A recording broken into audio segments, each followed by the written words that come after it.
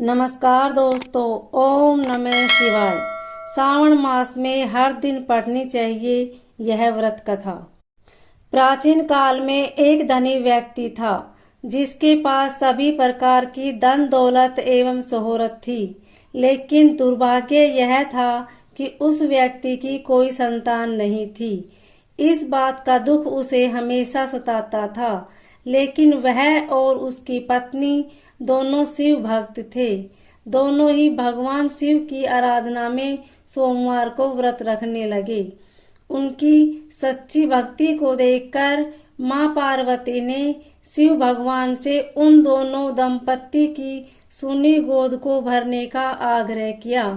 परिणाम स्वरूप शिव के आशीर्वाद से उसके घर में पुत्र ने जन्म लिया, लेकिन बालक के जन्म के साथ ही एक आकाशवाणी हुई, यह बालक अल्पायु का होगा।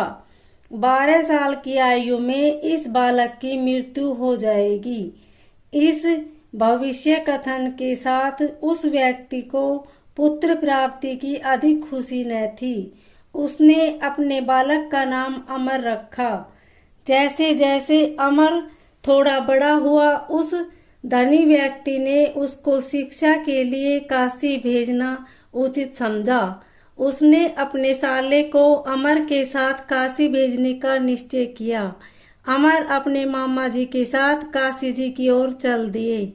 रास्ते में उन्होंने जहाँ जहाँ विश्राम किया, वहाँ वहाँ उन्होंने ब्राह्मणों को दान दक्षिणा दी।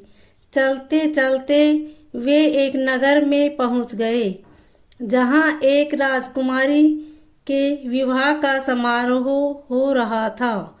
उस राजकुमारी का दूल्हा एक आंख से काना था।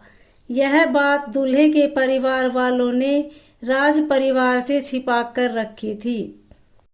उन्हें इस बात का डर था कि यह बात अगर राजा को पता चल गई तो यह शादी नहीं होगी।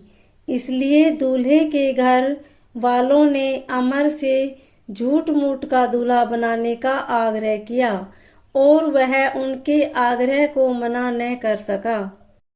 इस प्रकार उस राजकुमारी के साथ अमर की शादी हो गई, लेकिन वह उस राजकुमार को धोखे में नहीं रखना चाहता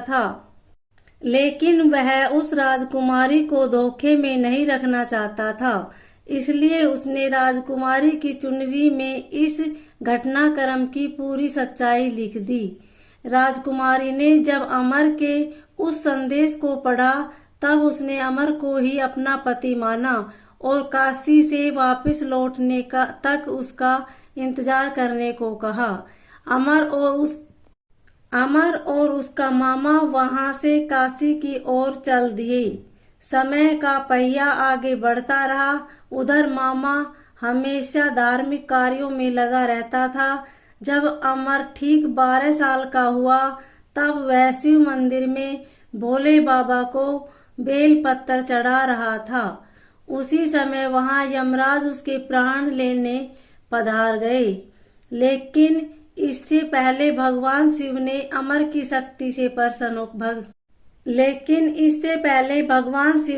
अमर की भक्ति से प्रसन्न होकर उसे दीर्घायु का वरदान दे दिया था। परिणाम स्वरूप यमराज को खाली हाथ लौटना पड़ा।